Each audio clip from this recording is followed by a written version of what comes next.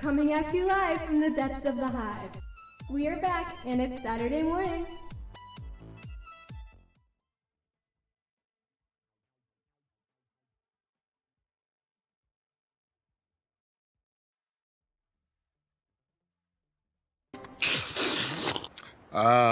Nothing like the first cup of dumpster juice in the morning. Aí vem pra jogar, velho. Que porra é essa? Ai, caralho, vai tomar no cu, porra. Que desgraça é essa? Que porra é essa? Tá vendo? Ai, passou em mim. Ai, caralho. Que porra é essa, filha da puta? Caralho. Mano, João, essa porra é um mutante. Vai tomar no cu. Morre, desgraça.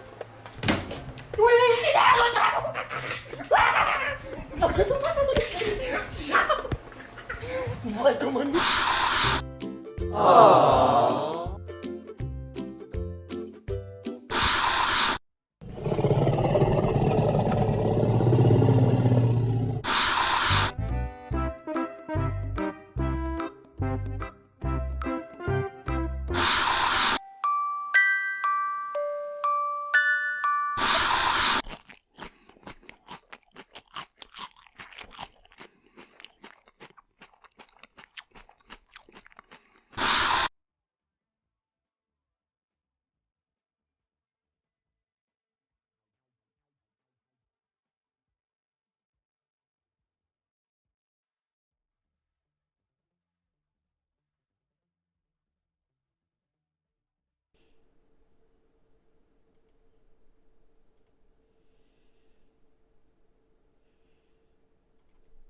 Good morning, good morning.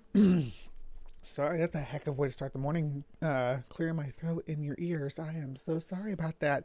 Good morning. Happy to see all those lovely faces out there.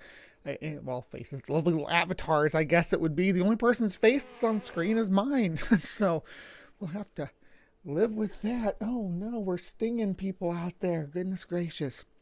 Good morning. Oh my gosh, it's so great to see everybody here because it's a big day. It's a big event. We're making an announcement today because I wanted the channel name to be in place starting the very first stream in June. June's kind of when we started doing live from the Hive in this segmented format like this. One sec. So I drank my coffee and I went down the wrong way, and now I'm just just got my throat. But I wanted to have the new channel name in place by June, by the start of June. Kind of an anniversary thing, and wanted to make it, a full year as doing live from the Hive is Brainbug, and we are going to start doing live from the Hive under the new channel name.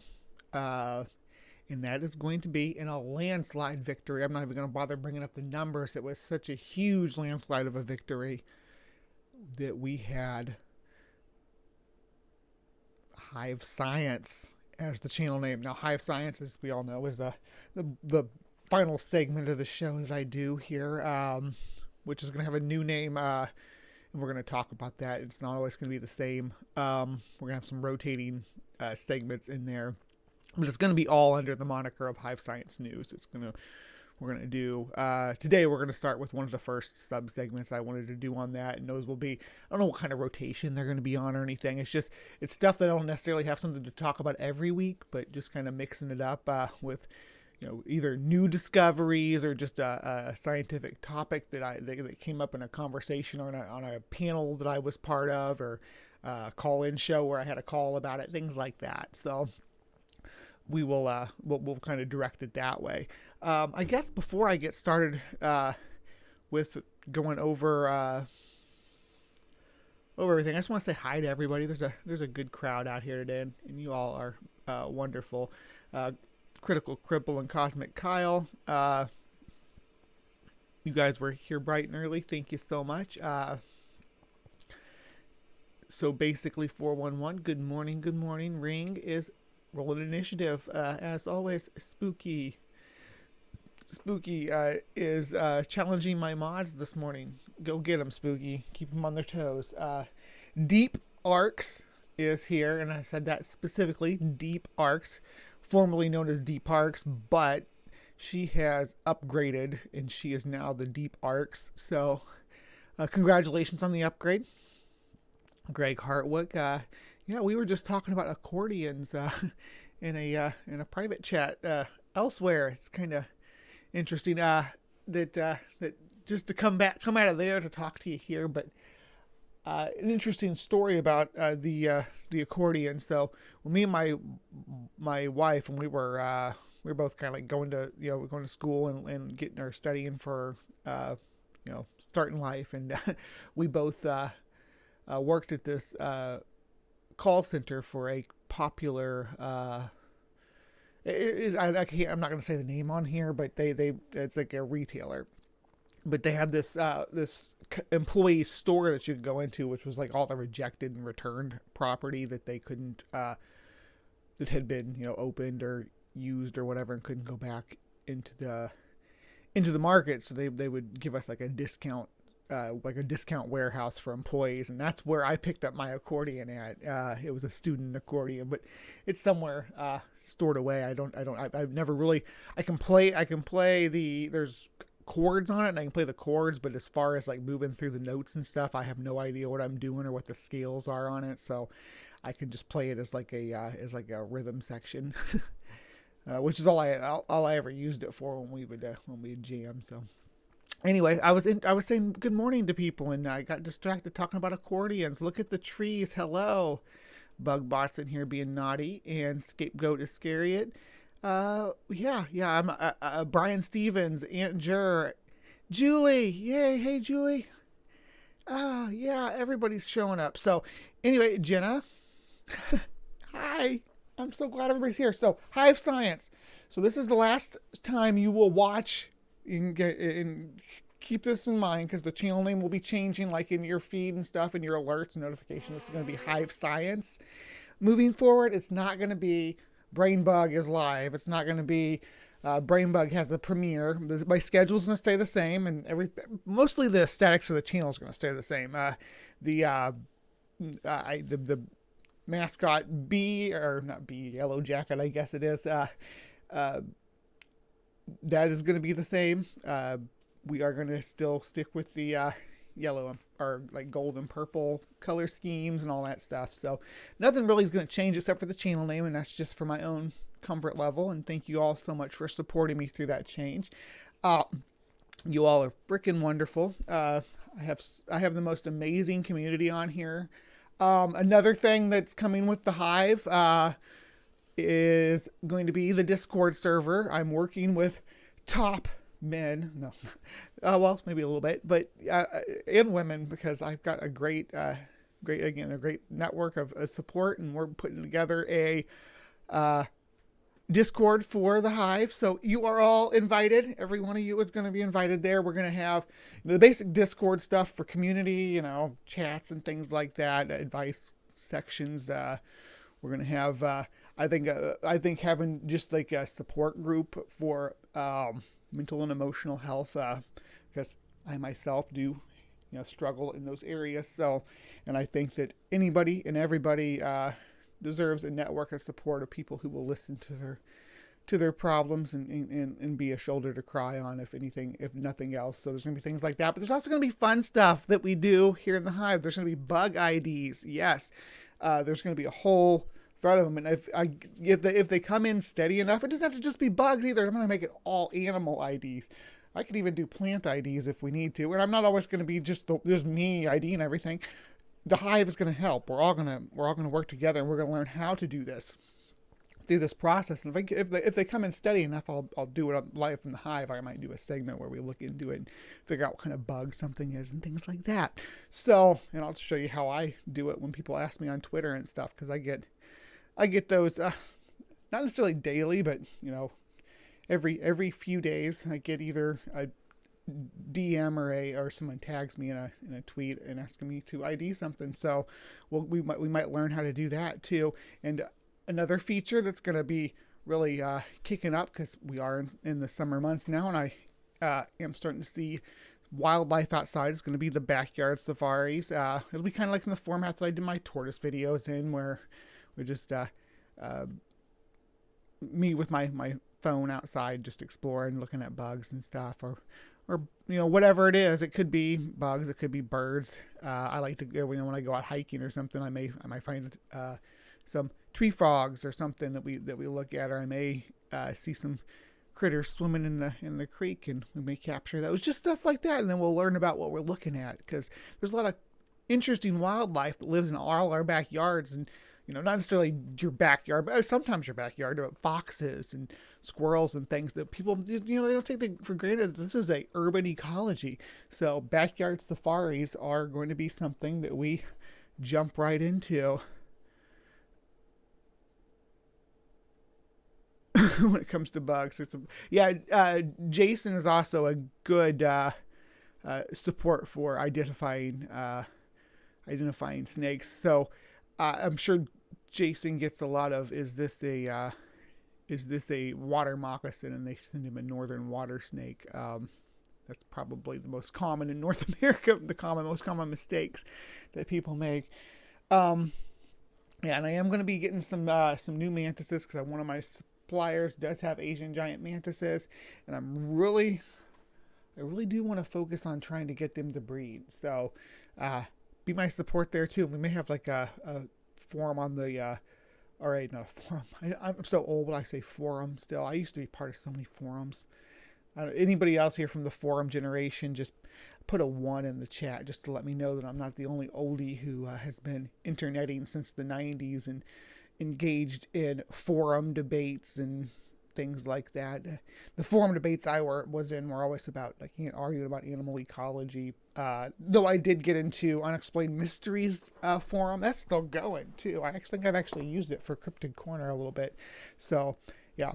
Anyway, speaking of CryptoCorner, we should probably get started because the clock is ticking. But segments are going to stay the same. We've got a Discord coming. The show is basically going to stay the same. The format is going to stay the same. Some of the artwork might change a little bit, just to transition from the one name to the other. And I'm going to probably be a little more, I don't want to say open to different topics, but because I've always been open to different topics. But I think I'm going to, I am going to try to branch out a little bit into different areas of ecology and stuff to help educate people. Yes, we have the forum crowd out there. Thank you for letting me know I am not alone. All right, so we are going to move into CryptoCorner. And last week we did a vote because this weekend is in the U.S. It's Memorial Day. What you folks in the U.K. would call like Remembrance Day. Over here, Memorial Day, we do it on, I guess, what is it, the last Monday of May, I think. Correct me if I'm wrong. I know that I got a lot of Americans in here that may know that better than me. But, so I did a poll and ran it during the last week's live stream of asking what you guys wanted for Memorial Day weekend, and overwhelmingly, because I tried to make it Civil War themed, just because that's what I grew up in. A little, the town I grew up in was like on the Mason-Dixon line in Missouri, because Missouri's the only state that's cut in half by the Mason-Dixon line. It wasn't really cut in half. It was, they draw it like that on maps, but it was really just a big circle around St. Louis, Columbia, and Kansas City, right like there at the line. And then north of that, there were rural people that wanted their slaves. South of that, there were rural people that wanted their slaves. But Nebraska and Kansas, they wanted their slaves there too. So the way Missouri was divided up is kind of funny. And it's divided up culturally like that too. There's kind of an urban strip across the center there with a lot of little cities and stuff, but north and south of that there's very southern culture, and north of that there is rural culture. I'll just call it rural Midwest culture, and that's what I grew up in mostly. There was a kind of a mixing when you get into certain areas, but anyway, what's this have to do with what I'm talking about? I grew up in a Civil War town. So they really were all about the Civil War, and Memorial Day was the Civil War Day. So that's what I associate with Memorial Day. And that's why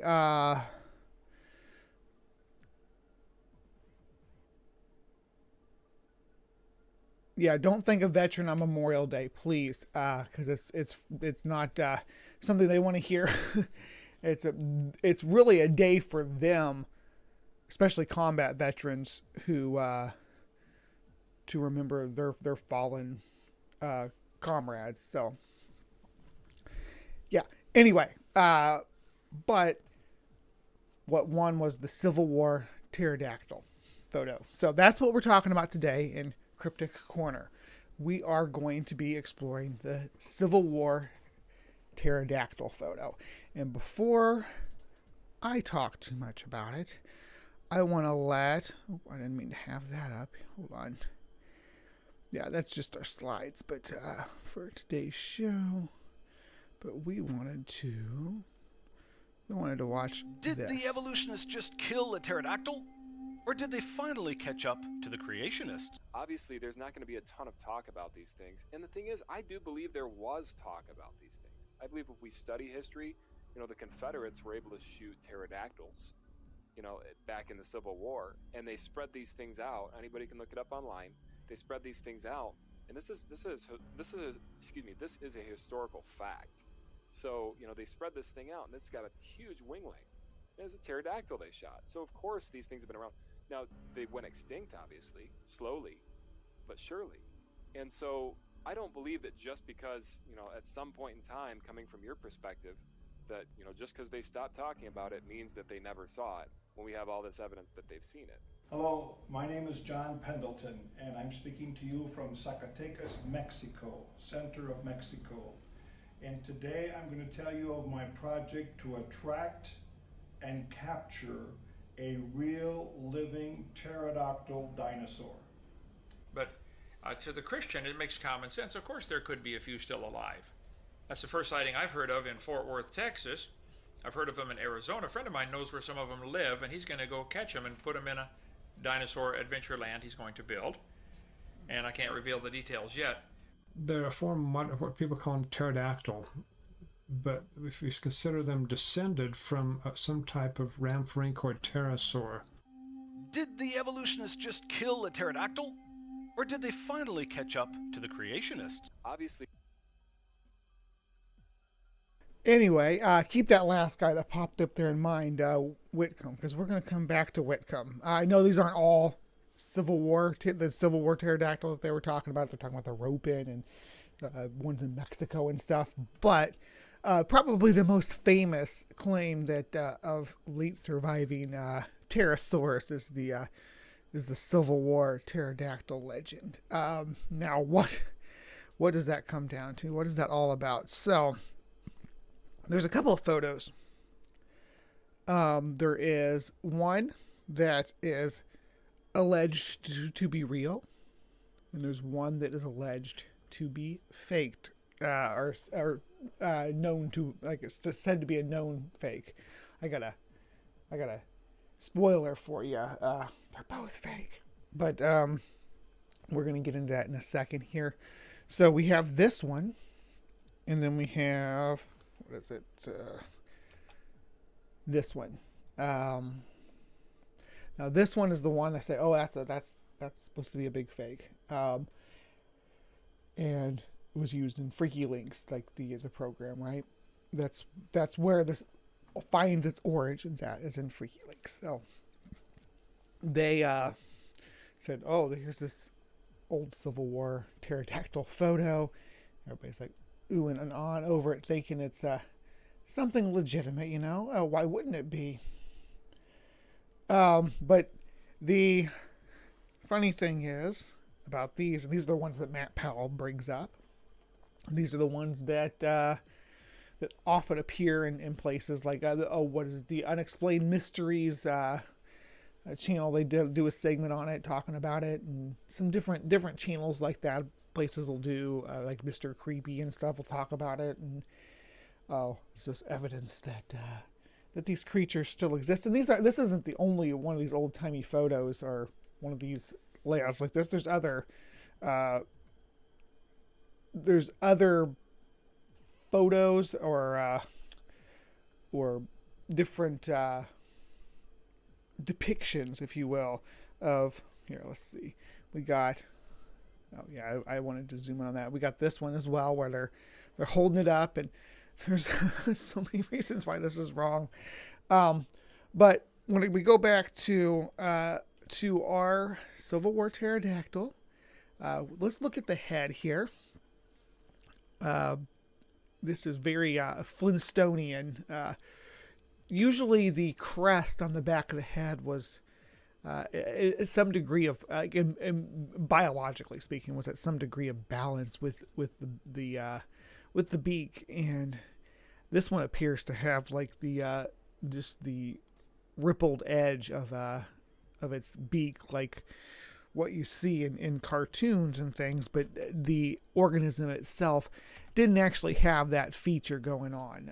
There's no pterosaur with this big banana-shaped beak with a serrated internal edge. That's the idea of that is even a work of fiction, but people believe it. People look at this and think, "Oh, this is evidence that dinosaurs and man." And the funny thing is, because beating this drum like I always do, pterosaurs are not dinosaurs, but they are Mesozoic reptiles.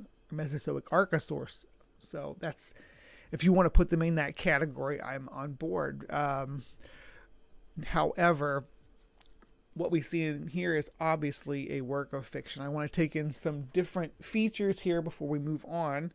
So this is this one, when they were doing the what is it that, so Haxon Films, the people who make Blair Witch projects, they own this image. Lauren Coleman, the cryptozoologist, he actually has this model in his museum. So this one is the one when they with the original one where they went and took the photo for the show, and then the show's producers decided that it didn't look good enough. So he hired Stephen Wolf, that's like FX, what is equal. Sometimes you'll see him on different like Discovery style documentaries or mockumentaries and things like that. Equals MC Square Digital. I don't know if any of you all heard of them or not, but they do digital effects, and they came up with this one to be a little bit better and would look better in the film or on screen, having people look at it, because this one's, as you can see, you can't really tell what it is. That could be a rumpled up blanket on the ground, for all we know at this point. So yeah, death knell on that. Both of these images are owned and copyrighted by Haxon Film. Again, the people, Haxon Film, I swear they make Blair Witch, but I could be mistaken. Ring would know. Ring is out there. Haxon Film, Blair Witch, right? That was their flagship. Okay, let me know if I got it wrong. I'll correct myself. But this is again a common thing to see. Take into some of to consideration some of the features. You have very King Kong like proportions to this organism. So like look at the structure of the head and the facial features. Here's the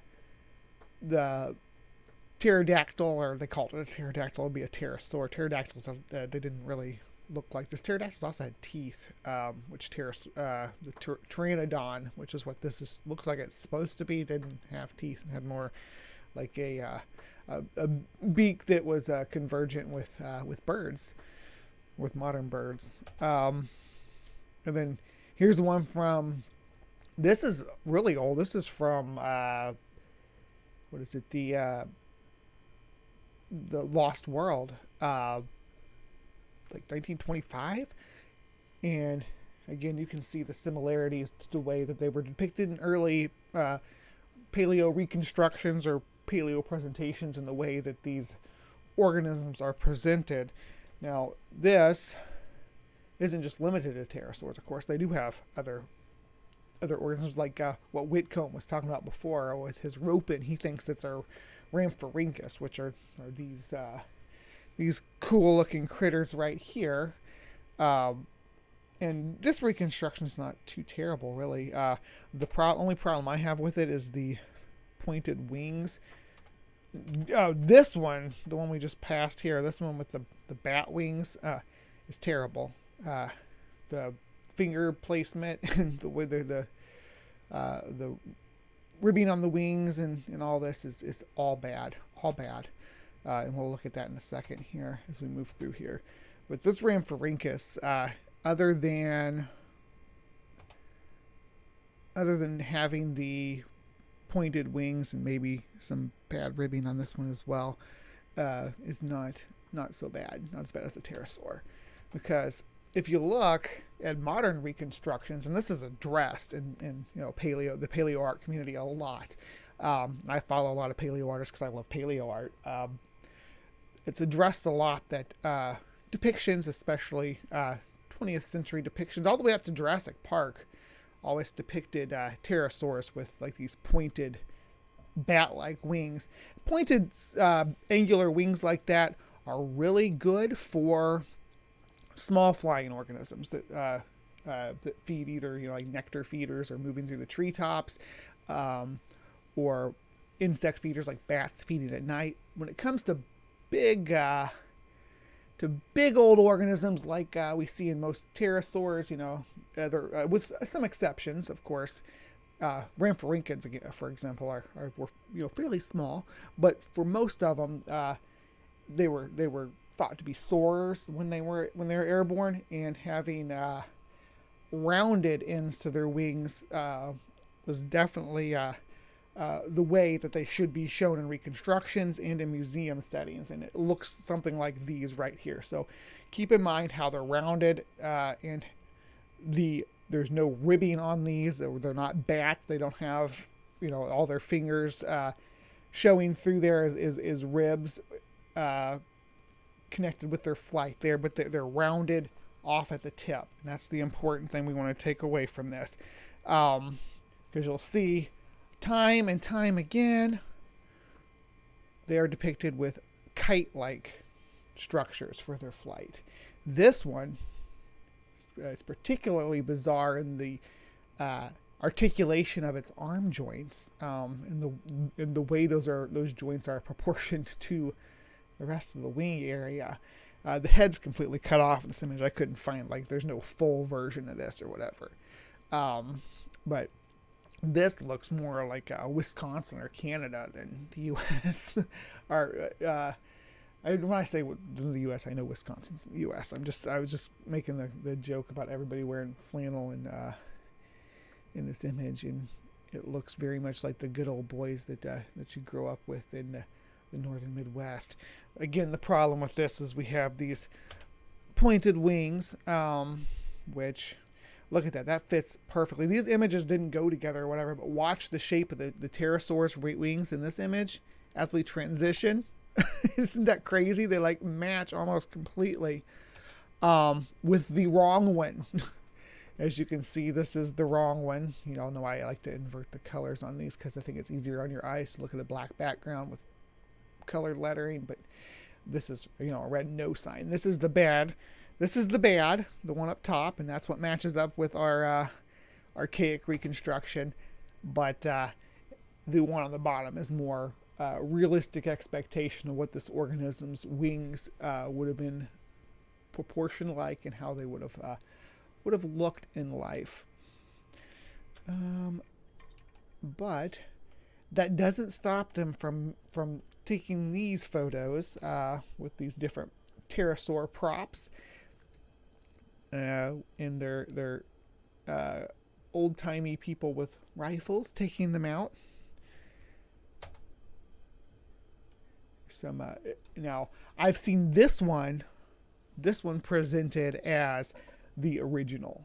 This was the original Civil War pterodactyl, but from this one, with the quality of this image, I can't even say for certain that that's not a large bird, or even a cardboard cutout, or if it wasn't for this portion over on the I'm always, I don't want to mix it up because I'm backwards on the screen. Over on the right here, poking past the frame of the building, I could say there's not even any indication that it's not painted right there on the side, but we shall see.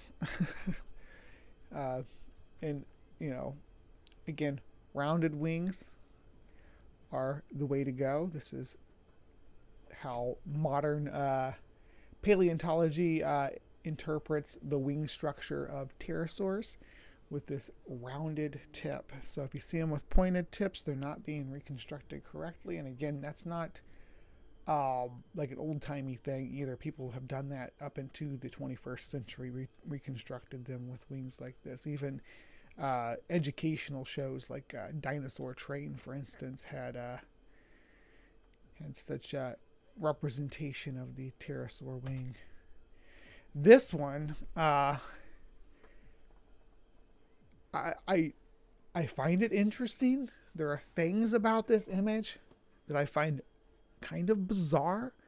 I do see a long curved neck here is laid over to the side, and then wings kind of bunched over themselves. But the bottom of the wings, the wing tips, specifically, I don't know why I struggled with that word, specifically, look like they might have feathers on them, or have flight feathers. So I think that this image is not a pterosaur at all, but some kind of large bird that these individuals have shot, potentially, or maybe they just found it and when they were out hunting and decided to take a picture with it. I'm not sure, but I don't see any indication this would be a pterosaur. Specifically, nothing about its anatomy says pterosaur to me. But it does look like this pterosaur, the mutant radioactive pterosaur Rodan from the Godzilla franchise. That is what this reminds me of most. All right. Just the way that its neck is articulated mostly, and the way it holds its wings in relation to this image. Anyway, so that was our Civil War pterosaur. Kind of a short one, I guess. We haven't been going for very long. It's about a 20-minute episode. There wasn't too much to cover on this, but that is fine because I got some other stuff to go into and might go a little bit deeper. So, all right. Thank you for, well, actually, let me, before I close out, I'm going to go back and read any comments related to the Cryptic Corner, and we'll see what we have going on. So, yeah, population is needed. Flying organisms like pterosaurs would need a population as well. And from what evidence we've shown from most known species of pterosaur, I believe, are that they were social organisms that lived in big groups. But yeah, dinosaur bats is the usual way that they are depicted. You know, some of the earliest reconstructions of pterosaurs depicted them. Oh my gosh, I can't believe I almost forgot to. I had Whitcomb's site up on here, and I wanted to go over that real quick before we ended the segment. I don't know what I'm doing trending. I knew that Cryptic Corner didn't seem like it was taking up quite as much time as I had scheduled. Usually I'm pretty good at balancing these things out for half an hour segments. I apologize. Rewind. We will. Let me go through the comments. What we got so far first, and then we'll go to Whitcomb's. Yes, I'm saying King Kong isn't real, Jason. Godzilla probably is. Yeah, that's what I'm going with. The Jurassic was part of the Mesozoic in the fossil bed. Anything lived near is a Jurassic deposit. Yeah, the Jurassic. So the Mesozoic was made up of the Triassic, which is a really weird period. We could go into that sometime. The Jurassic is when dinosaurs really started to blossom into the dominant land organism. Some arguments can be made for the late Triassic as well, and then the Cretaceous is where most of the famous dinosaurs are from. And I say famous, I mean like the species that are most well known and most depicted in pop culture, like Tyrannosaurus Rex and Triceratops. Though there are some from the Jurassic, like Stegosaurus, are actually from the Jurassic.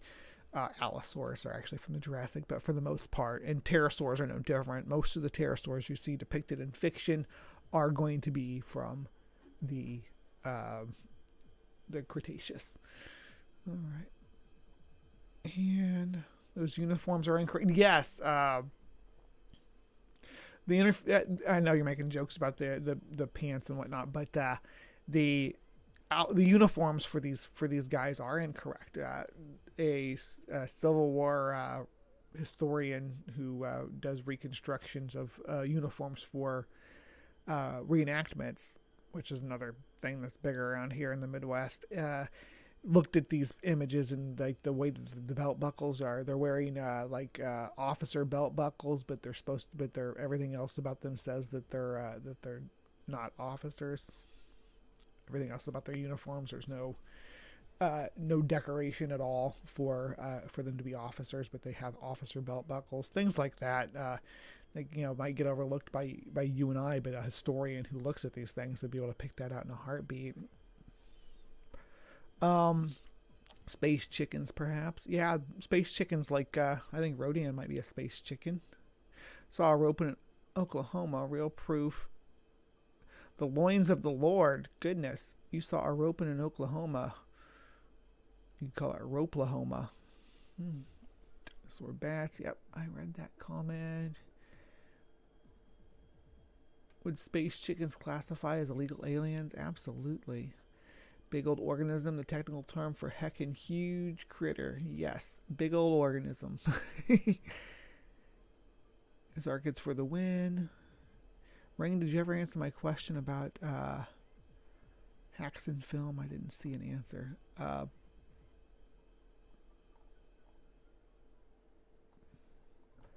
know you're my pop media buff, so anyway, let's go to Whitcomb's website. You guys want to see, because he has a website still up about his pterosaurs, so it's interesting. He's got books and stuff up on there. We'll see. You'll see in just a second. Here we go. There we are. So why are you over there so far?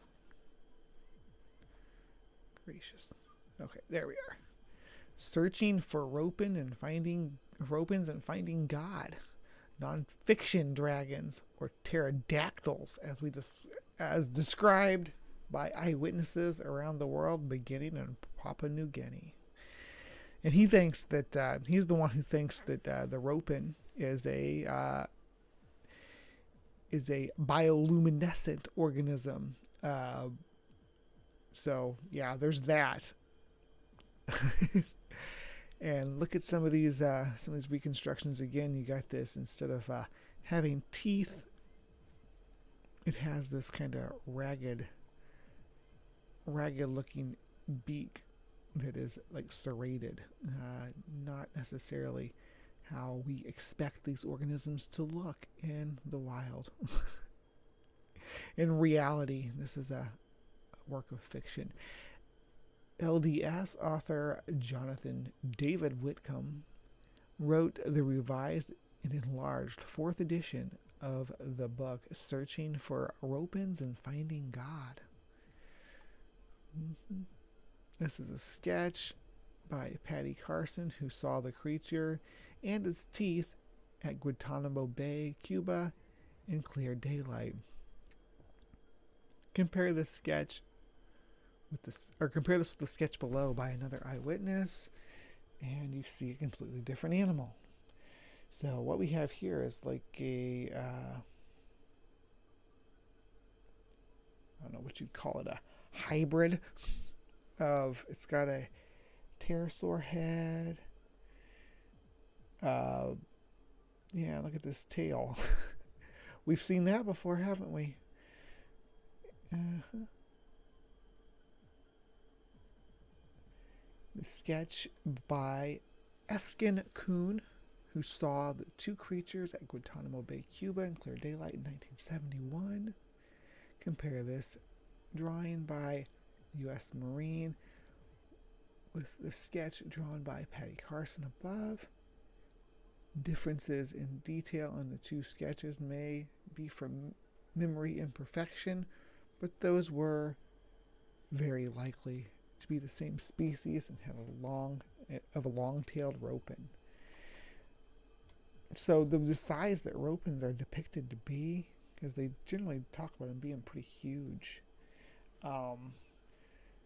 they having a long tail at that size would create a lot of drag. The author, Jonathan Whitcomb, looks into the storm channel at Lakewood, California, near where a dragon pterodactyl was reported to have flown in mid-2012. Whitcomb had a face-to-face interview with the eyewitnesses of the ropin. There he is with his wife. Let's see. Talking about his book. If somebody wants to buy me this book, I'll read it. I might actually I might buy it and see if I can get it on like a used copy or something. It'd be worth reading. I like cryptozoology books, especially ones by Creationist. They're always a fun read. Paperback, Searching for Ropin and Finding God, 4th edition. So he's still putting it out. It's got a few different volumes. Live pterosaurs in America, modern pterosaur, live pterosaur in Australia and in Papua New Guinea. And there's our picture of the Civil War. This photo, early in 2017, was examined in detail by 2 U.S. scientists. Clifford, I'm going to probably mispronounce this name, Pava, and Jonathan Whitcomb, and found to have a genuine image of a modern pterosaur. This is no joke, but a sincere investigation into an old photograph.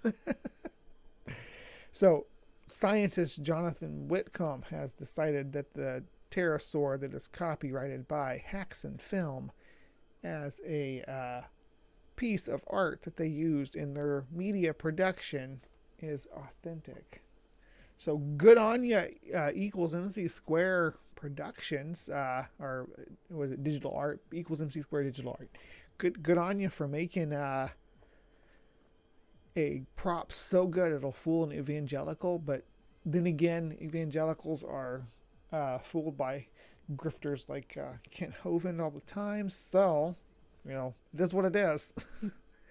All right. So, again, this time for real, I'm going to wrap up Cryptic Corner, and that's more like it. That's the time frame I had it scheduled for. I was wondering why it was seeming so short. I do see that Mr. Lizard... Does Whitcomb have a YouTube channel? I think he does. I don't think that I picked it as something we were going to talk about today. We do have some more creationist nonsense coming up in Creation Watch in just a moment. So stick around for that, Mr. Lizard. We're going to deal with some other wild claims. But you will probably be familiar with it, Mr. Lizard. It seems like it's something that you would already know about. BigZebra.com. I once created a dating profile. I am Godzilla. The profile was elaborate, but I remember writing that I was looking for a girl who would help when I was tangled up in overhead power lines. The belt buckles just say U.S. All soldiers had them. They're not actually buckles on belts that hold up pants. The belts hold up bayonets, scabbards, and percussion cap pouches. Thank you, Godless Scummer, for clarifying on that. I appreciate it. I will look into that if and when I do a longer, it would probably be a written format response to the claims about this video, or if I see somebody else put something out, I'll definitely bring that up. David Whitcomb is a common name in science and medicine. Really, there are other David Whitcombs out there. That doesn't surprise me, though. I don't think that that's that this particular David Whitcomb is who they had in mind, though, or that it was a different one. But hold on here, and now I think we're all caught up on the chat. I'm gonna move into Creation Watch time. So, as promised, there's going to be more animal shenanigans in Creation Watch today. Today's show is all about animals, but that's the way we like it in the Hive. No offense, Cosmic Kyle. We will continue to talk about, or we'll try to engage about more astronomy and because in cosmology in general, because I do like to showcase your little videos, so we will probably be revisiting that soon too. I think I may do Planet X or something like that coming up here shortly. So that's always an idea that I had in the back of my mind. Oh, but there's also, like I said, the triangles that I want to cover. CryptoCorner has a lot of things that I want to mix it up with. I did spend a lot of time on cryptozoology, and I still intend to include a lot of cryptozoology, but because that's one of my favorite topics, and we will continue to see more Bigfoot stuff as it comes out. And I got a little too much color in my cheeks there. Just the lighting changed, I guess, because it's getting brighter outside, and I'm being vain. This one I might need to have a drink. Oh, yeah, and speaking of drink, I do have an intermission to talk about these delicious ales that I have received from a patron who is in the side chat now. Thank you so much, Jason. I cannot wait to crack these open. I'm going to have some this evening, and I may do like a little clip video or something of it for you. Let you know what I think. I am, or not ale. I call it ale. It's mead. It is mead. You used to be a U.S. Civil War reenactor, Jeff. That's cool.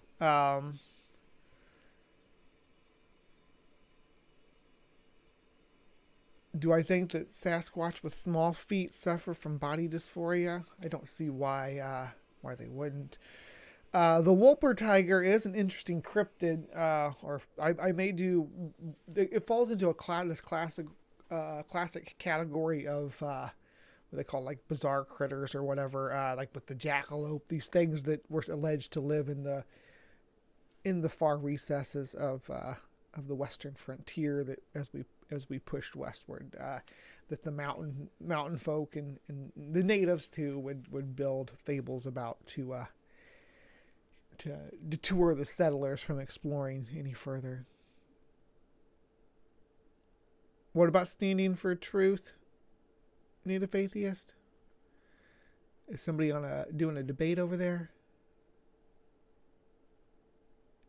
Thank you, the Afrohumanist. And me and Afrohumanist have set a date for our evolution, and it's going to be on her channel, and it's going to be on the 14th of June.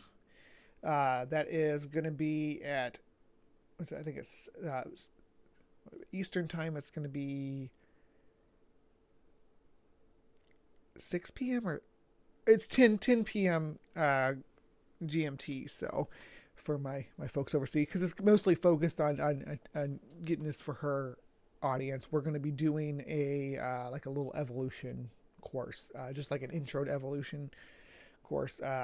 Any of my science nerd friends, if you have evolution slides that you want to share with me, let me know. Anybody who wants to join me and help, like be assisting, or I could even assist you if you're credentialed to go over there and help just teach you a basic level evolutionary course to kind of help people understand what the concept is and answer questions about it.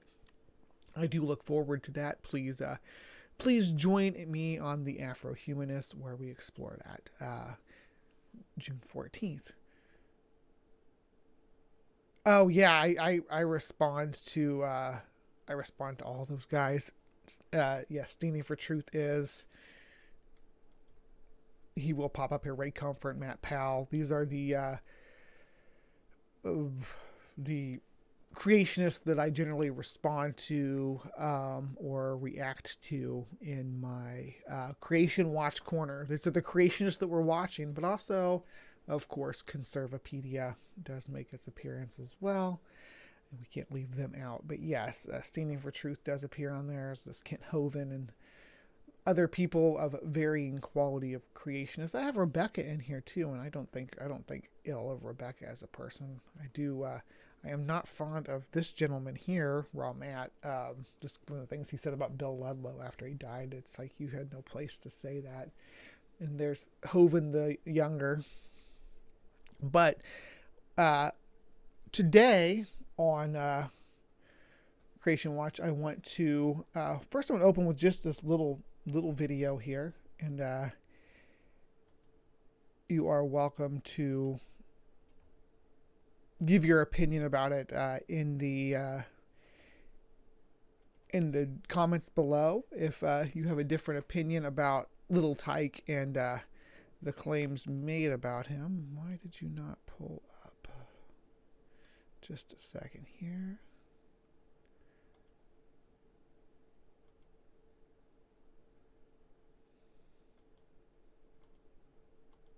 There we go. All right, Little Tyke is a lion. Let's hear a little bit about what they have to say about Little Tyke and why Little Tyke was unique. This little intro thing's kind of long. There we go. Can you tell us a bit about the famous Little Tyke? Absolutely. Little Tyke was the most famous vegetarian cat in history. She wasn't quite a cat. She was actually an African lioness that was raised on a sanctuary in California in the 1950s by a couple, George's and Margaret Westbow. And she was raised with a lamb, a deer and a swan, all of who became her firm friends. And she was raised from kittenhood or lionesshood up to adulthood.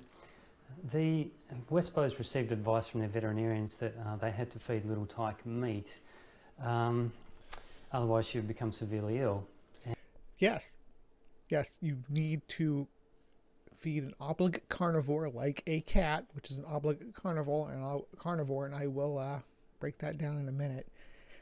Meat, absolutely. And they tried, but because she'd been raised to view these other animals around her as her friends, and she'd never been taught to hunt with a lion pack, she had no idea how to hunt, and that animal products were naturally consumed, and she in fact resisted all attempts to feed her meat. Her carers were so concerned about the veterinarian claims that she would become severely ill if she didn't eat meat that they posted $1,000 reward for anyone who could entice Little Tyke to eat some meat. So many tried to claim this prize, which back in the 1950s was worth quite a lot of money. But no one was ever successful in claiming that reward. She was reported to refuse milk with even a tiny amount of blood mixed into it. She was so opposed to consuming any meat or animal. Well, there are a lot of claims about a Little Tyke, and they are, well, you'll see. Any meat or blood anyway. So in order to safeguard her health, they would feed her a double handful of cooked grains chosen for their protein, roughage, fat, calcium, along with half a gallon of milk, along with 2 eggs. And to safeguard the health of her teeth, they would give her to play with a gumboot with her favourite perfume sprinkled onto it. And she loved this perfume, and one gumboot would last her just about a month, so that kept her teeth nice and healthy and clean.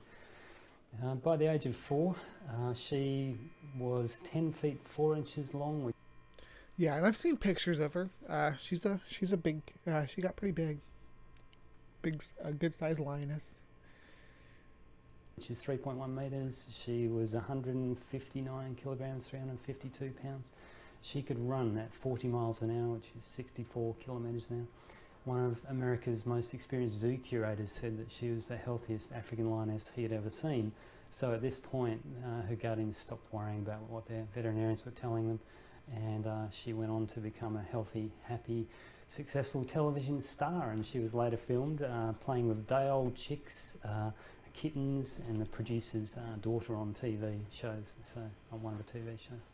So there you go, the most famous example of a vegetarian cat, and there have actually been others too. If you see. She is the most famous example of a gum boot. I'm not sure what he means by gum boot. The other articles that we're going to look at indicate that she did chew on like rubber boots. I think that that's what he means is rubber boots.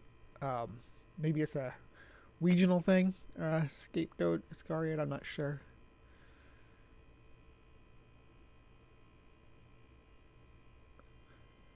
Search the literature, there are other reports, at least one other report that I found of an African lioness who refused to eat meat and who was vegetarian, also healthy.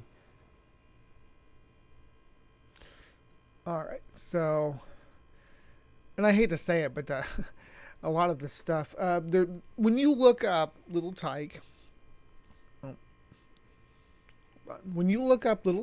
and you go and you explore information presented on Little Tyke and what her history was, you get two types of results.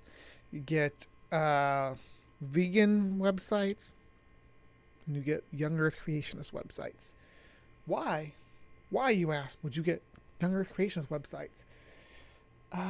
Let's find out. Let's find out why that is the most popular result when you search out Little Tyke. So where should we start here? Let's start with an old favorite here. Old favorite that we haven't visited in a while. So I know you guys are going to be stoked to know that we're here. Look, guys, we have returned. Finally, the prodigal creationist source returns. CONSERVAPEDIA, where we go for our facts, religion, and vegetarianism. We have a section here where they do talk about Little Tyke. David Catchpool wrote at the website of Creation Ministries International.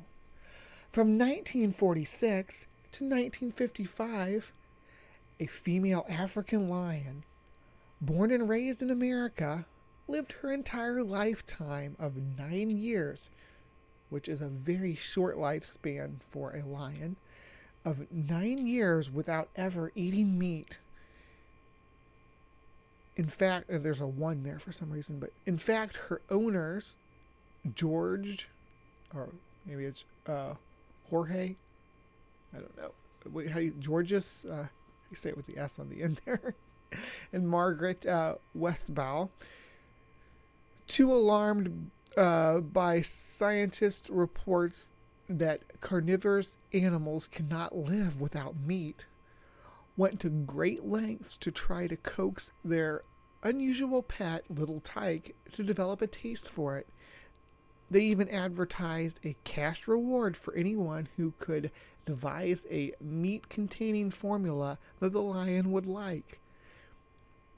The curator of the New York Zoo advised the Westbow to put a few drops of blood in Little Tyke's milk bottle would help in weaning her, but the lioness cub refused to touch it, even when 1 single drop of blood had been added. The more knowledgeable animal experts among the many visitors to the Westbow's 100-acre, 40-hectare ranch also offered advice, but nothing worked. Meanwhile, Little Tyke continued to do extremely well on a daily diet of cooked grains, raw eggs, and milk. By 4 years of age, she was fully grown and weighed 352 pounds. The Westbow's observation of the lioness that to condition her stomach, she would spend an hour or spend an hour at a time eating the succulent tall grasses in the field. It is also a vivid reminder of the prophecies of Isaiah 11:7 and 65:25. And the lion will eat straw like an ox. So that's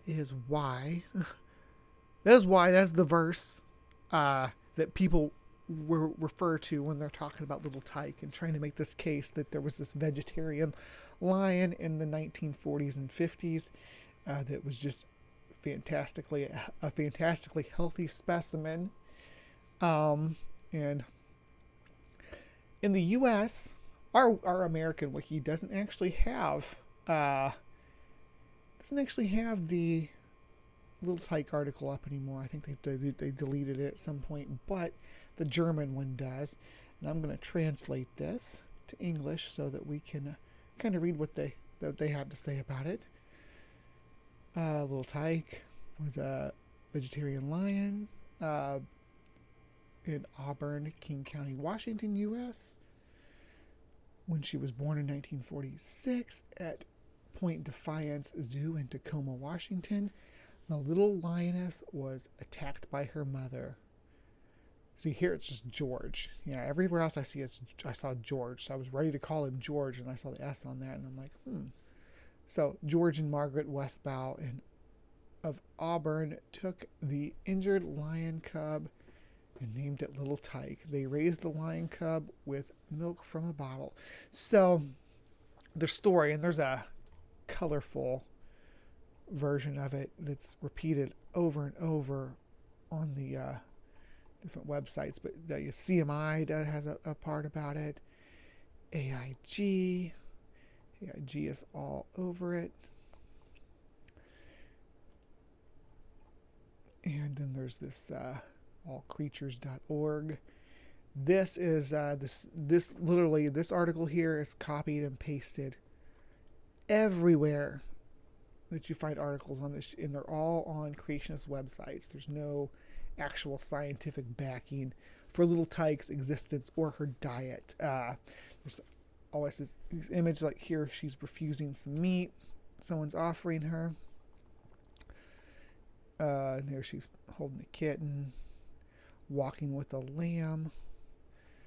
And you get all the, and they a lot of this is deference to Genesis, and that's why people like Answers in Genesis really like to talk about Little Tyke. Reference Genesis 1:29 through 30. Talk about the fall and how green plants and herbs were the original diet for all the beasts of the earth. Genesis 1:24 was originally mandated to only eat plants. So they think that if they present a case that Little Tyke was able to eat and survive on plants, that this proves that Genesis is true and science is false. But let's continue on just exploring a little bit of what where was I at? What this says about this is very dramatized, and where this comes from. Yeah, I say George and Margaret Westbow, standing outside the thick steel bars of the cage, watched nervously. Inside, a vicious, raging beast bearing razor claws and glistening fangs roared, flinging herself at the couple, who watched from barely 3 feet away. Her suffering amber eyes defied their presence. Always in the past, the lioness destroyed her offspring as soon as they were born. 4 times in the last 7 years, her powerful jaws had crushed her newborn cubs, furiously throwing them against the cage's bars where they had tumbled lifeless. Denying the normal instinct of motherhood, what possessed this lioness. Her life mocked its former freedom. She lived she lived a caged animal, taken from the wild and tortured by those who captured her. Did she feel that by destroying her cubs, they would be spared the humiliations that she endured? So usually there's a lot of reasons why a big cat might kill their own cubs. The they're usually health related, and the health of the offspring is taken into consideration by the mother as she weighs out their survival options moving forward, whether or not there's a viable resources to raise a cub. If there's not, then she will kill them. The way that zoos, I don't know what I have. To be fair, I haven't looked up the Tacoma Zoo in the 1950s to see what kind of enclosures they have. But before, like the 1980s, 1990s, zoos were really archaic in the way that they housed and presented their animals. Big cats were often in a concrete enclosure with iron bars. No real quality of life. So she may not, and she came from the wild, so she may not have felt that the environment that she was in would be sufficient to support her cubs. But this is severely dramatized because you can go to the Auburn Press or whatever, they have an article on this in their museum. It does not say that George and Margaret were there when Tyke was born. It says that the zoo gave the injured cub to the couple to raise on their ranch, but it does not say that they were there when she was born. So yeah, there's a myriad of reasons why a lion might kill her cubs, usually involving either the health of the cub, the health of the mother, or the mother's assessment of her environment and the survivability of her offspring. Suddenly, the newborn cub came flying towards the people anxiously watching. George quickly grabbed the cub through the bars before it could be killed. Its right front leg dangled helplessly from its mother's brutal jaws. What? Whoa. In the face of such fury, the only thing humans could say was, "You poor little Tyke." And that's how little Tyke got their name. And they took it back to the ranch and fed it from a bottle, raised it with horses and cattle and various birds, including peacocks. And that is the story of little Tyke and why, allegedly, that she would not eat meat. She did the famous lion laying down with the lamb photo shoots and things like that people really endeared. Of course, like I said, here's the one with her with the kitten. Here's the lamb here. Now this picture, and I'm not okay. So they go on and on about in all these reports and stuff about this being the most healthy lion specimen in the wild. And hey Ben, how you doing, dude? Right, I don't know the structure of this cage. I found most of this report, most of the story of Little Tyke comes from his book, or their book, I guess I should say, of the Westbow's. Is it Westbow? Where'd it go? Sorry, I forgot their last name already. Yeah, Westbow. All the information on Little Tyke comes from his book, which is still available on Amazon in various forms.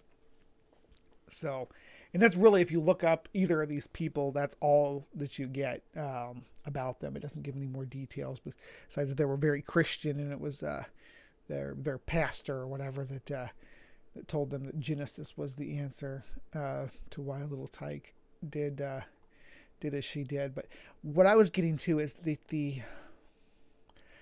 this lion does, to me, I'm not a veterinarian. I'm not a wildlife expert in any way. But I am an enthusiast, and I do spend a lot of time while looking at animals and watching videos of creatures interacting in the wild. This is not the body of a healthy lion, not the body of a healthy lioness. In this image, at least, she is malnourished. You see the hip bones. Here you see the spinal column here. So you can see her spine now.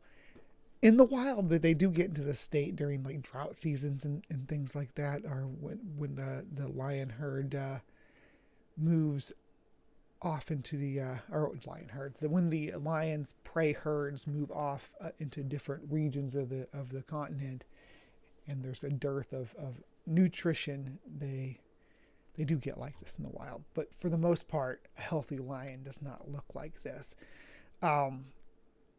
This is not. They quote this zoologist, or they don't say who it was. They just say, zoologist said this. That she was the healthiest lion they'd ever seen in captivity. And while I don't doubt that the lions in captivity in the 1940s and 50s were not in the healthiest state, considering the environment that they kept them in. Zoos were not as environmentally minded back then. They were a menagerie, a spectacle. They weren't environmental or ecologically minded. They weren't making conservation efforts or education efforts. They were just there to be a spectacle, like a circus. Zoos have come a long way since the 1940s and 50s, however, and we do see some positive results, and there is environmental protection measures, and the proceeds do go towards conservation efforts in the wild in these animals' native habitats at many zoos. Now, I'm talking about like certified zoos. There are still also the roadside attraction zoos that are what I think that, based on what I'm understanding about this ranch that these folks ran, that it was one of these type of roadside attraction things that they were doing. And when it comes to little Tyke, I don't think that this was a vegetarian lion at all. I think this was a well-trained lion that was trained from birth. You can train lions. They're very smart. They're very social. People all say, oh, you can't train a cat. Lions are very different from your house cat in their cognitive ability and their social interactions. They are very, very smart animals, even compared to their close relatives, the tigers. Lions' intelligence is heads and shoulders above all other cats because of the social structure of the way that they live. They can coordinate, and they know how to coordinate, and they know how to take commands. So lions are easy to train. Tigers are easy to train too, easier than like a house cat, but lions are especially easy to train. And I went to circuses as I was a kid, and they could train lions to perform skits and to put on little hats, all kinds of stuff like that. These lions were well trained. I don't doubt for a moment that you could train a lion to refuse meat offered from strangers, to not attack or injure other livestock animals on your farm. I do believe you can train lions to react that way. I do believe that you can put them in a performance state of mind where they will do these functions per your commands. I don't for a second think that this lion was actually fed on the diet that they claimed that it was fed on. The part of that is because different sources say different things. They'll say eggs, milk, and grain. They will say eggs, milk, and liver oil, things like that. That just it doesn't stack up. There's no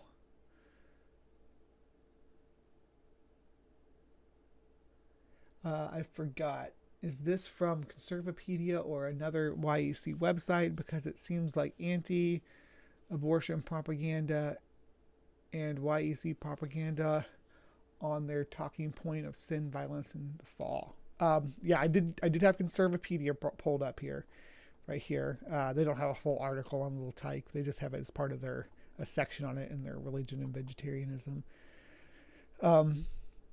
But I pulled up more than that. I got the German Wikipedia here too, but this is CMI. They have an article about it. And AIG has an article about it. And they all accept it at face value. I do not. I think believing in little tyke is would be similar to and there were a lot of like remote readers and things like that. It would be just the same as like our faith healers and things like that. I think little tyke was a grift along those lines, to grip the faithful, because they did evoke Isaiah when they talked about it. The wolf also shall dwell with the lamb. The leopard shall lie down with the young goat. The calf and the young lion and the fatling together, and a little child shall lead them. Little tyke is not only a reminder of what the original perfect, very good creation was like, but also what it will be again someday. Revelations 21:4. So they do, I mean, this is evangelicism is what little tykes is. And there's no scientific backing for it.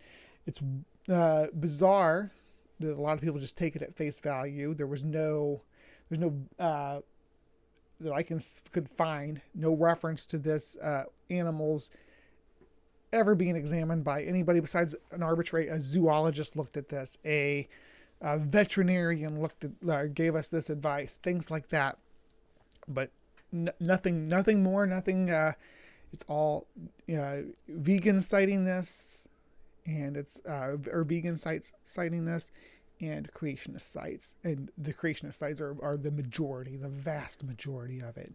So, do I think that little tyke was a real vegetarian lion? No, I do not. I think that this was some creationist propaganda, and I think that it's silly that that's still being presented as fact to this day when there's no backing for it besides the book of the person running the grift, which would have been these the Westbows,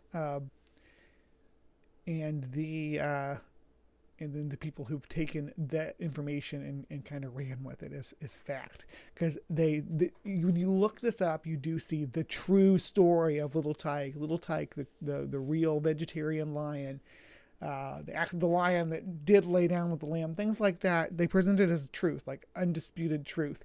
Now, Little Tyke did have a bit of time in the spotlight. They were famous. There was a TV spot, and they did appear in some films around that time, but there's, as far as I can tell, there's no indication or evidence that this lion actually did live on the diet that was claimed, or that it did refuse to kill and eat other animals. I'm not saying that it did. I'm not saying that it didn't, as far as killing other animals, but I would not be surprised if there were incidences of this lion predating its mates when the owners weren't around, and I wouldn't be surprised by that. I'm not claiming it did happen, but I'd be surprised if it didn't happen. I have a dog that's only half husky, and huskies are the most primitive dogs. And they do still have that wild instinct to chase down and kill things, because they are more genetically primitive than other breeds. And she's only half husky, and we've had her kill other pets before. Just natural instinct. It's not her fault. She killed one of my praying mantises that was in one of those net things. It was getting frisky with its wings, and she ripped open the net and got to it. And I'm not saying that because my dog does it, because my dog couldn't be broken of it, that a big cat couldn't. But I'm saying that my dog wouldn't have done that when I'm sitting in the room, because she's trained. But even trained animals, when the trainer's not there, do revert back to their own behaviors instead of their trained behaviors, or they tend to. That's like your dog tears up your house when you're gone. So if this cat was trained to not attack the lamb when the owners were there or the trainers were there, and it was putting on display, and people were taking pictures and whatnot. It was walking around with this lamb, and it was trained to not attack the lamb or the little chicks, because there's a story about her picking up a baby chick and spitting it out fine. Yeah, you could train a lion to do things like that, but when the owners aren't around, it may, and again, I'm not saying that this did happen, but generally animals will revert back to their non-trained behavior, at least to some extent. So I wouldn't be surprised if something like that did happen. I don't doubt for a minute that there was something in this animal's diet other than what they're presenting here. I don't know if they ate maybe even fish or something that it could survive on and get the nutrition it needs. Taurine and things like that it can't get from its egg, milk, and grain diet. You can get a little bit of taurine from eggs, but not much. I don't know about milk. Ben's out there. Ben, can you get your taurine needs from milk? I guess Ben would know if humans can, not if lions can. Never mind, Ben. I need a veterinarian, not a doctor. But yeah, that's little tyke, used by Creationist. I don't buy it for a second that this was a real situation where this animal was actually living on the diet that they claim it was. I just press X to doubt. Do I have that? I do. Boom. Oh, but I'm in the way of it. But there's an X. Press X to doubt behind there. I promise. Anyway, so that was our episode of Creation Watch. So thank you for sticking around for that. I hope it was engaging and enjoyable.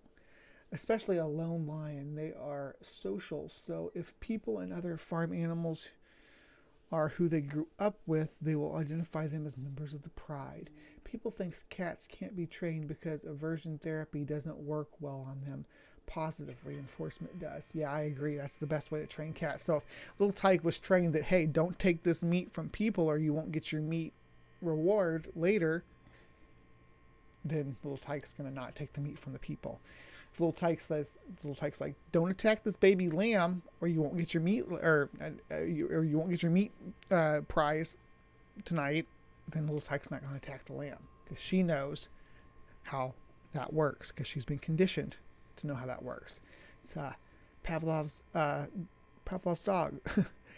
Yeah, her not attacking the prey animals gives her positive reinforcement to by giving her treats for not attacking the prey animals. She's not going to attack them on principle because she knows how that works. She's a smart cat, not a healthy cat like they're claiming, because she looks severely malnourished to me.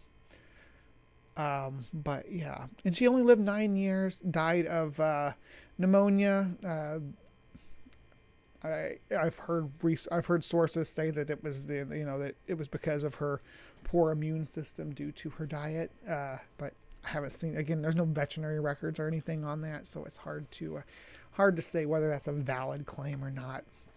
But I'll take it for what it is. All right, so it is time now to move on to our Hive Science segment. So today in Hive Science, I decided to do something, and this was inspired by an engagement I had with a friend of the Hive who pops in and engages with me, and we actually had a dispute about the topic. So I thought we would bring it up since it was something we were both interested and passionate about, and that is the endangered species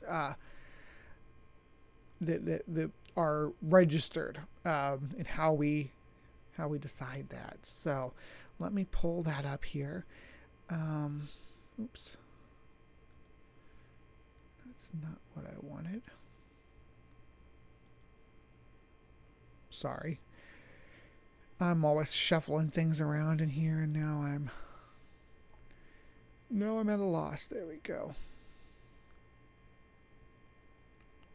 Oh, there's Billy.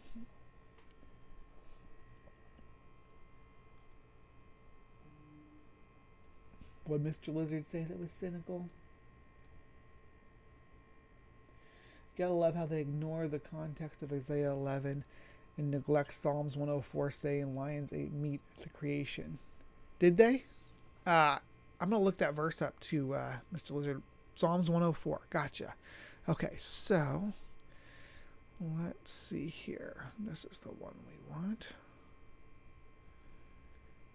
I don't know how these all got pushed over like that, but I'm going to fix it right now.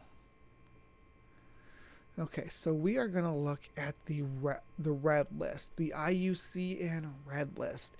If you're not familiar with this, this is basically the registration for animal status, whether they're endangered, whether they're at risk of going extinct, or least concern. There's a few different categories here. Okay, so what we see, we have data deficient. That means there's not enough research done on it. Least concern, which, you know, if the animal's doing all right, the organism, the population are stable. They don't qualify as critically endangered, vulnerable, or near threatened. Near threatened, a taxon is near threatened when it has been evaluated against the criteria but does not qualify for critically endangered, endangered, or vulnerable now, but is close to qualifying for a threatened category in the near future. Vulnerable. A taxon is vulnerable when the best available evidence indicates that it meets any of the criteria A to E of vulnerable, and it is therefore considered to be facing high risk of extinction in the wild. Okay, and then we start getting into the actual endangered. Endangered. A taxon is endangered when the best available evidence indicates that it when the best available evidence indicates that it meets any of the criteria A to E for endangered, and that it is therefore considered to be facing a very high risk of extinction in the wild. Critically endangered. A taxon is critically endangered when the best available evidence indicates that it meets any of the criteria A to E for critically endangered. It is therefore considered to be facing extremely high risk of extinction in the wild. Extinct in the wild. A taxon is extinct in the wild when it is known only to survive in cultivation and captivity, or as a naturalized population or populations well outside the past range. A taxon is presumed extinct in the wild when exhaustive survey when exhausted, I'm going to keep saying exhausted, exhaustive, tongue, listen to my brain, when exhaustive surveys in known and or expected habitat at appropriate times, diurnal, seasonal, annual, throughout its historic range have failed to record an individual. Surveys should be over a time frame appropriate to the taxon's life cycle and life form. Extinct. A taxon is extinct when there's no reasonable doubt that the last individual has died. A taxon is presumed extinct when exhaustive surveys in known and or expected habitat at appropriate times, diurnal, seasonal, annual, throughout its historic range, have failed to record an individual. Surveys should be over a time frame appropriate to the taxon's life cycle and life form. Okay, so those are the categories of organisms on the IUCN Red List.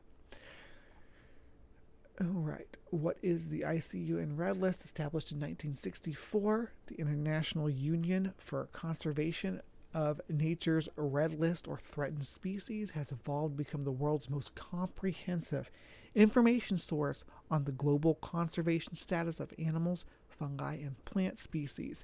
The IUCN Red List is a critical indicator of the health of the world's biodiversity. Far more than a list of species and their status, it is a powerful tool to inform and catalyze action for biodiversity, conservation, and policy changes critical to protecting the natural resources we need to survive. It provides information about range, population size, habitat, and ecology, use and or trade, threats, and conservation actions that will help inform necessary conservation decisions. Are you with me so far, chat? Let me see. Well, I'm losing people, but that's okay because this is an important conversation to have. So sorry if if the activism stuff is not for you. I do like to wave this flag a little bit around because I do care about animal life on this planet. I care about all life on this planet. Should have led with the buffalo and gorilla. Most people are not going to care about scorpions going extinct. Oh, that what's up here at the top. This is just the updates. These are the ones that have been recently updated. They're just coming up in chronological order. Things being added onto the red list and removed from the red list, or changing statuses on the red list, stabilizing or dropping, increasing. Different factors like that. So it's just arbitrary that this was the one that popped up at the top when I pulled the list up. Holly isn't very charismatic either. Fun fact about holly, though, you see these points on the leaves here? They don't just grow like that. They'll grow out round leaves, like what you see right here. Grow these nice round leaves on the whole plant.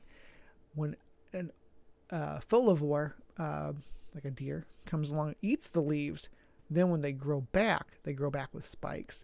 So what you see with holly is that sometimes the lower leaves will all be spiky and the upper leaves will be round where the deer can't reach them. Just a little fun piece of fact about, or fun little factoid about holly.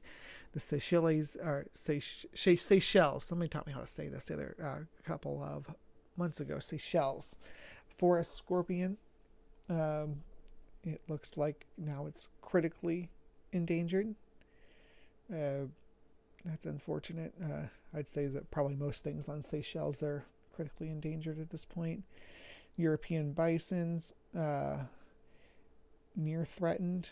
And then we have, hazel dormouse, least concern. So to kind of give you an idea of what's on there. Now, we have news articles that are included with the red list about changes in conservation status as well. We may read some of these in the future as we go through the red list. And when I look up, I'm going to get into looking up some individual organisms here in a second. And we're going to kind of explore them and how you read the red list and how you check things with the red list.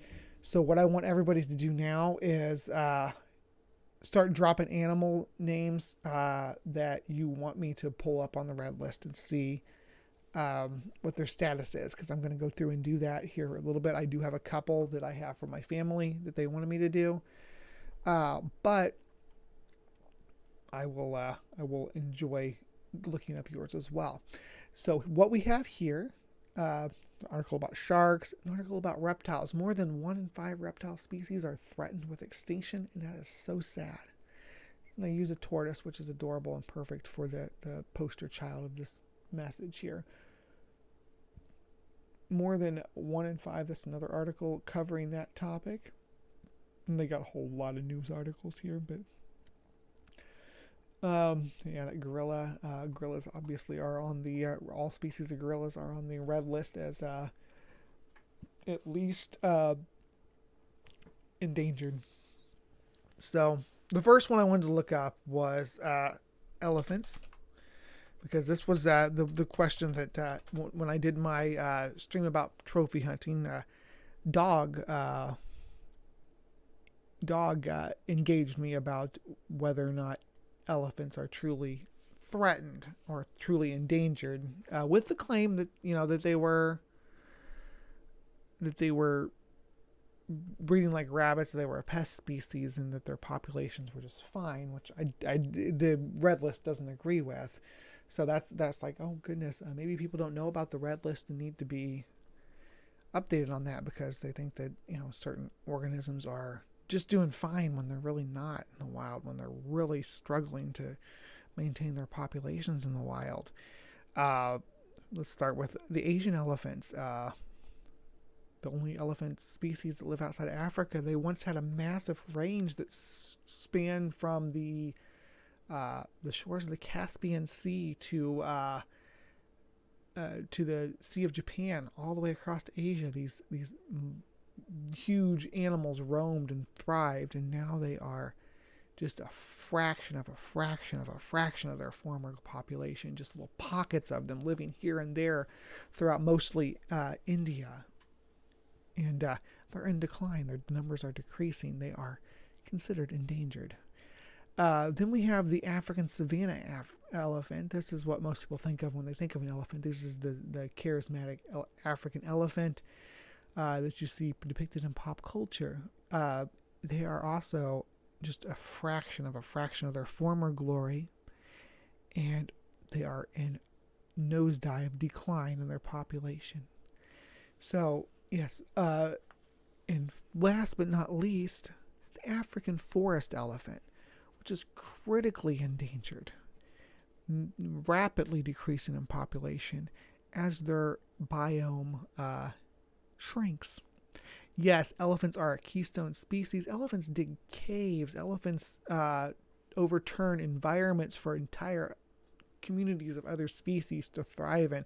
Elephants dig water holes that the whole of the ecology thrives on, that they build their lives around. These elephant dug water holes. So yeah, this is a keystone species, no doubt. Now, I had a request to look up sloth bears from my wife, so we are going to look up sloth bear, Melurus ursinus, and see what their status looks like. Sloth bears are vulnerable. They're not endangered yet. They were last assessed in 2016, listed as vulnerable under criteria A3C. And you can actually go out and explore that. And you can see they'll show you a map of the range of these animals, really engaging things, where they're reported at, where they are possibly extinct at. So this is really a neat tool to utilize here. Okay, and I wanted to look up Brachypelma.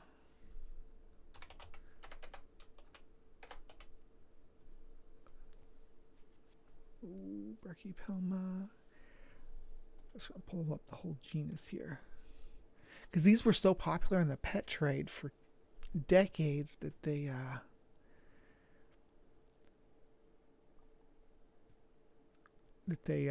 actually revived the population on some of these. So yeah, they're like you see now that they're all least concerned. Up until the 90s, these were all critically endangered because the habitats they lived in were in areas of Mexico that were being industrialized. But the pet trade, the breeding programs in the pet trade really revitalized the population on these. Brachypelma smithi is really rare in the pet trade now and very expensive, but it used to be the most common. This is the traditional, red tarantula with orange and red and black striped legs that people are familiar with, often used in pop culture for its striking coloration and distinct, large, slow-moving, very tarantula-like characteristics are what people think of when they think of tarantula. So, and they used to be so common that you get them for just a few bucks. They're hundreds of dollars now because during that collection period, the population was depleted. The habitat was pushed to the margins, but now they are bouncing back, but slowly but surely. And then Bohemi is endangered. These ones are actually available fairly commonly in the pet trade. I actually have this one's Bohemi. This one right here. So they are captive bred, and we are revitalizing the population. So hopefully we can raise that number up. It says all these are decreasing though, and that's always the problem. But That's part of the bigger picture with arthropods. It says 1 in 5 reptiles. With arthropods, with especially insects, but with arthropods in general, the numbers are much more grim. They are over 1/3. Definitely over 1/3. Some areas and some populations, especially in tropical regions, they are approaching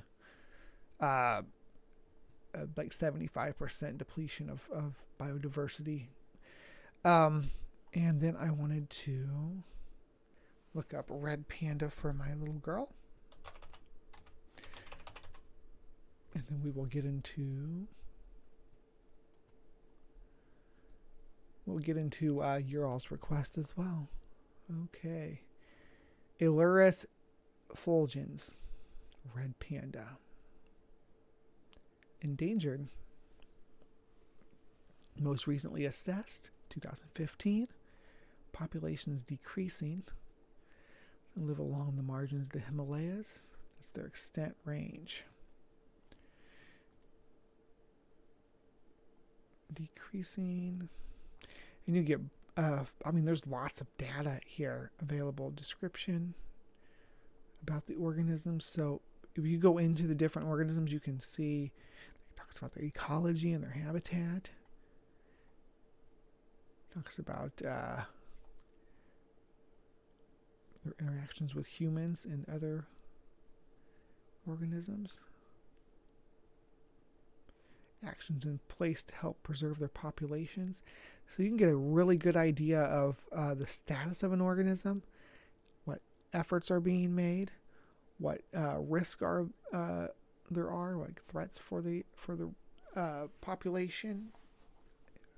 A whole lot of data here. So let's see what animals you guys want to learn about. So I'm going to scroll back up in the live chat here, and we are going to be going through here. Let's see. Where are we? Why can't you super chat? Because my channel is not monetized. I don't quite have 700 subscribers yet. You need 1,000 before you can monetize your channel. I do have the watch hours though, which is kind of funny because most people get the subscribers but don't get the watch hours. The people who subscribe to my channel watch it. They do watch it. I get pretty high viewer ratio to my subscribers. So the people who actually do watch it regularly, but and get plenty of watch hours. But I don't have enough subscribers yet. I'll get there. I wish you could super chat too, Native Atheist. All right, so I see mountain gorilla. Let's look at mountain gorilla because mountain gorilla were instrumental in my becoming a conservation activist, because I grew up as a small child watching a movie starring Sigourney Weaver called Gorillas in the Mist that touched my heart, made me an eternal animal lover. And Digit helps too. Mountain gorillas are endangered. They are increasing though, so we are seeing positive feedback. They don't have enough geographic range to even show up on this map though, to kind of give you an idea how isolated these populations are. There are 600 mature individuals. They live in a forested habitat.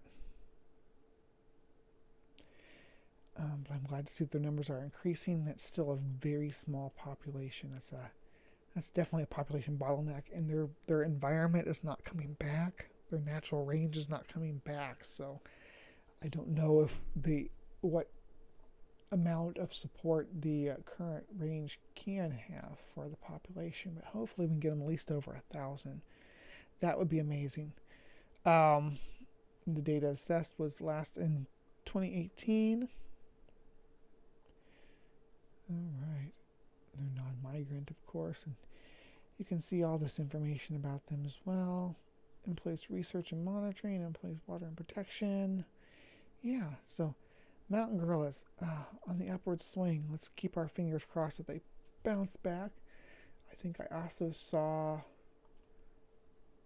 a request for Horned toads. Okay, so let's look up horned toads.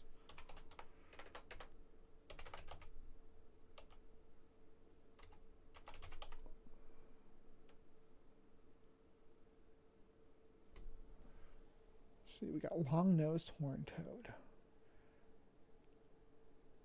That's not what you're talking about, though. You're talking about a horny toad, I think.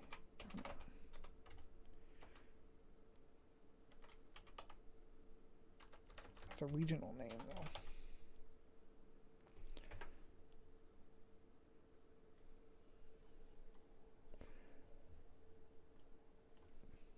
though. Who made that request? Are you talking about like a you call it horned lizard too, like let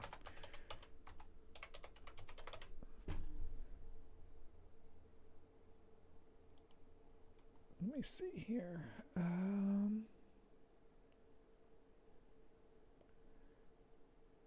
Come on. Why is everybody loading so slow now?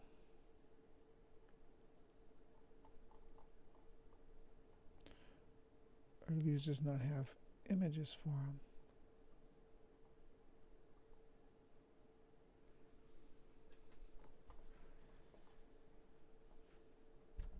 Sonoran horned lizard. Yeah, they just don't have images for them. But for the most part, it looks like they're least concerned. Live in the Sonora area. Data from 2016, so probably need to do a new survey on them. But that was if it's a specific species, because horned toad is a like a regional colloquial term that means a few different things. So, yeah, where were we? Okay, gorilla, elephants. We talked about elephants already. Peregrine falcon. Yeah, let's see. Did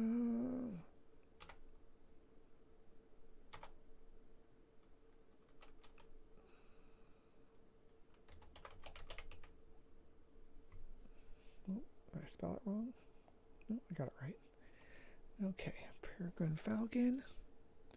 Beautiful bird, by the way. Beautiful bird. Great choice there, Ring. Peregrine falcon. Falco peregrinus is least concerned. And their population is increasing, so that's good. They have a pretty global population, though, so it's going to be region specific. Yes,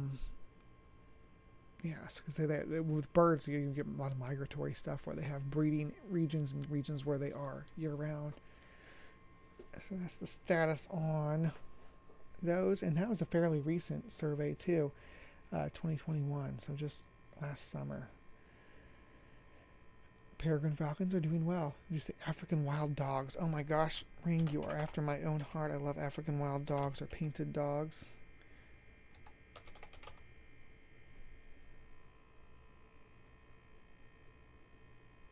Now, fun thing to learn about African wild dogs is that they are not closely related to wolves or dogs. Wolves and dogs are close related to each other than either one of them are to these canines, and there's no good pictures of them here, but they are critically endangered. They are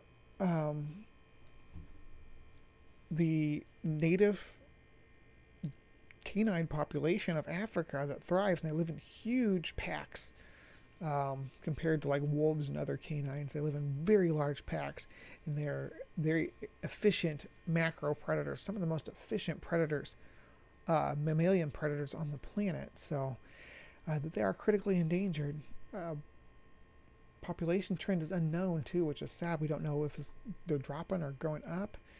I don't got any distribution data on that either. And this hasn't even been assessed since 2012.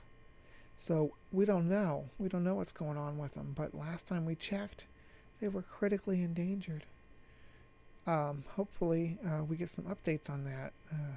Sad story. African wild dogs. Actually, let me get you guys a picture of them too, since I don't have one here. You know that you'll know the creatures when you see them. These guys, these homeboys, these ones about to drop this hot album. Yeah, that's who we're looking at. All right, so what's next? Ball python. I don't know how they do it.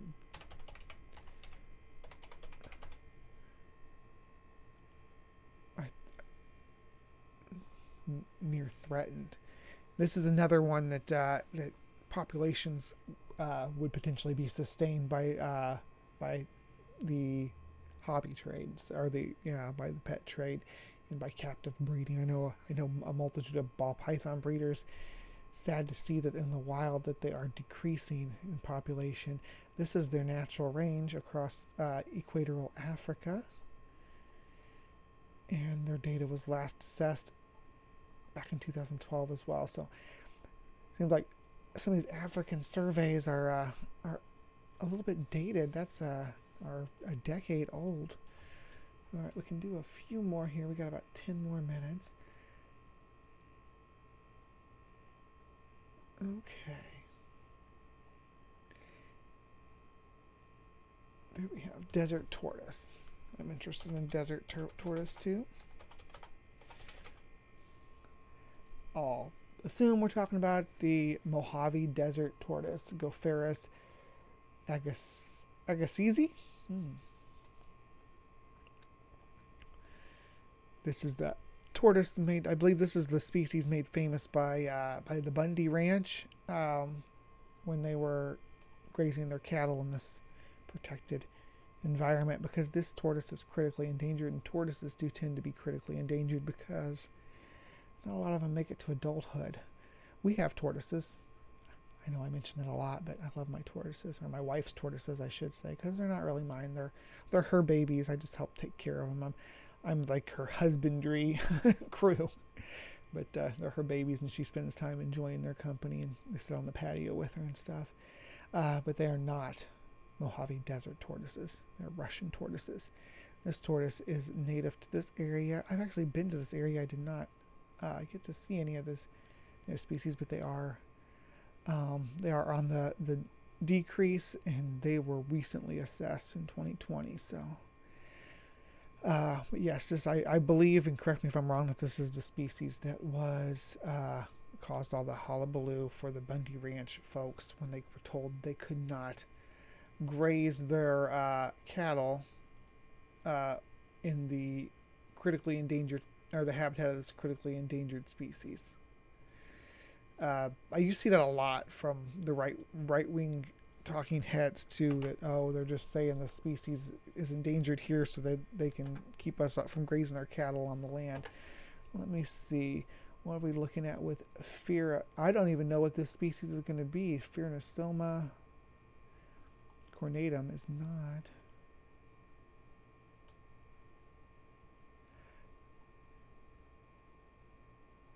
Is that our horned lizard that you? Yes, okay. There we go. Little horned lizards that spray blood out of their eyes. Texas horned lizards, a common name for them. Yeah.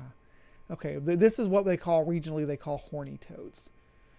They are at least concerned, though. I'm surprised I don't have a picture of them. They're really common over the south central United States into the southwestern United States. Look at that. They have a huge range that we don't have any pictures of them up.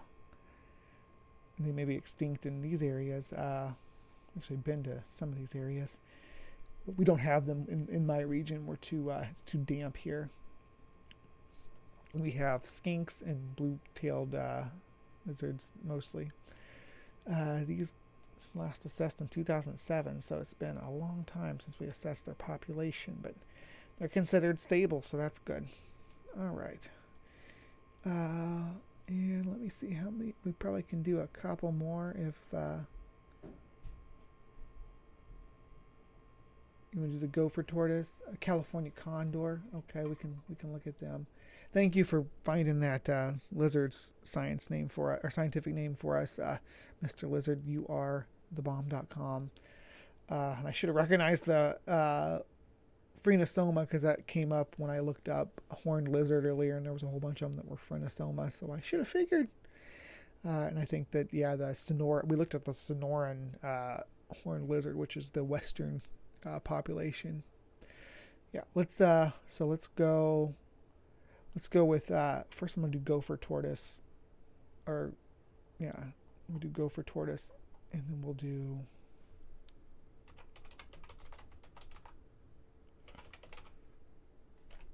was it the gopher tortoise that was for the Bundy Ranch?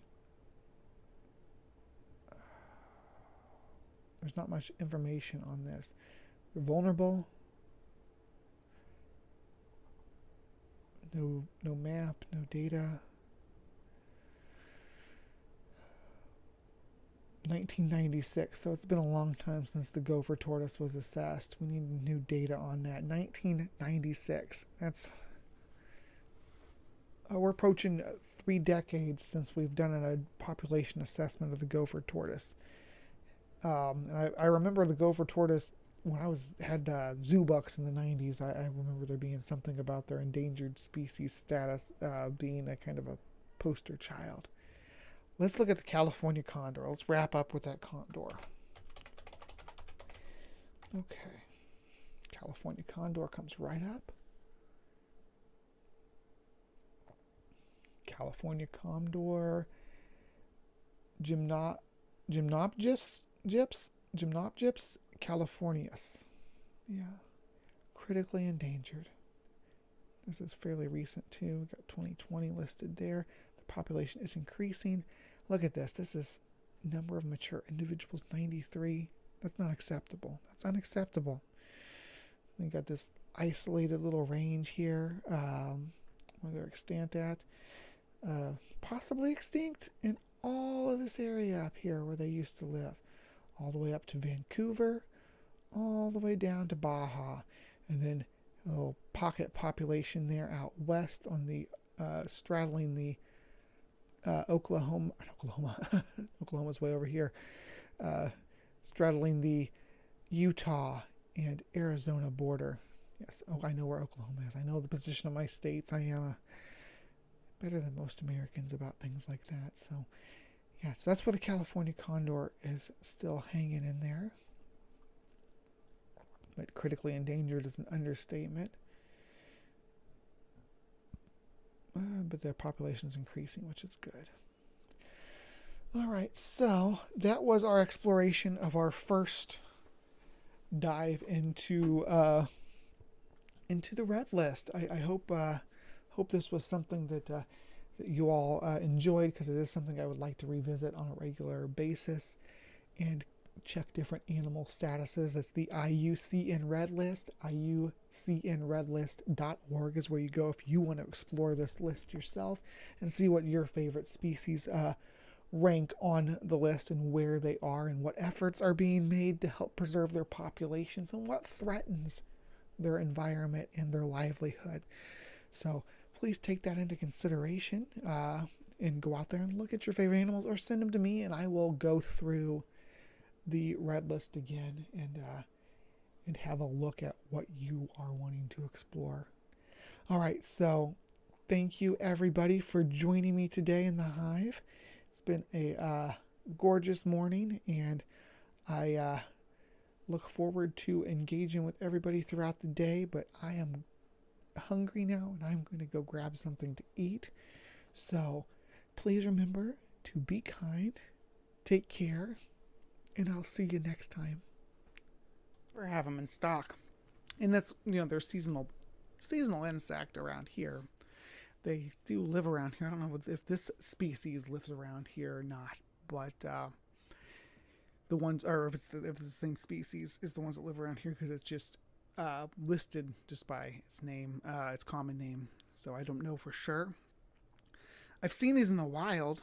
Actually saw my aunt get bit by one when I was a little kid. I was fascinated by that happening. I wanted to take it home because it's venomous. This is the largest venomous insect in North America. It's a true bug. It's a true bug. This is a bug. This is a Lithoceros giant water bug. I do have a nice watery tank here for it. This is where it's going to live. You can kind of see it laid up in there. It's huge. I held it just a little bit ago when I was pulling the things out. It was one of the ones that was sitting right up front, so I did pull it out and hold it. I couldn't resist. Sorry, guys. So you're not seeing this brand new coming out of the scene. I actually held this sucker. He's got some pretty big venom glands too. He's ready to get out of this little tiny container here. I think I'm ready to let him out. Are you guys ready to see him get out? Here he comes.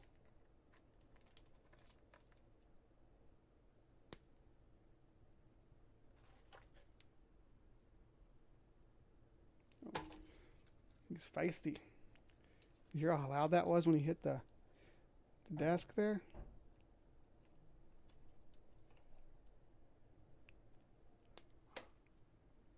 Alright, come here. So he's going to live back in here. He's on my lap right now. But, yeah, look at him.